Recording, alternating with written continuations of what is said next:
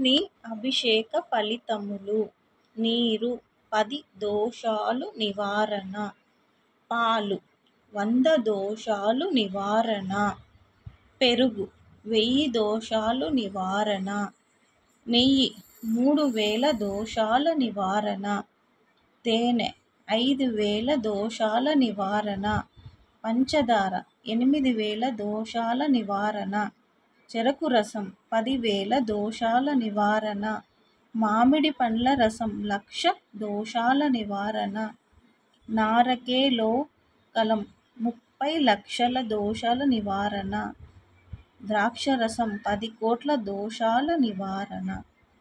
ఇవి శివుని అభిషేక ఫలితములు.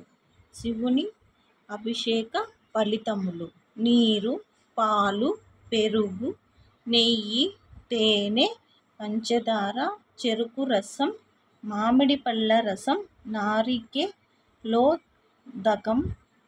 ద్రాక్ష రసం.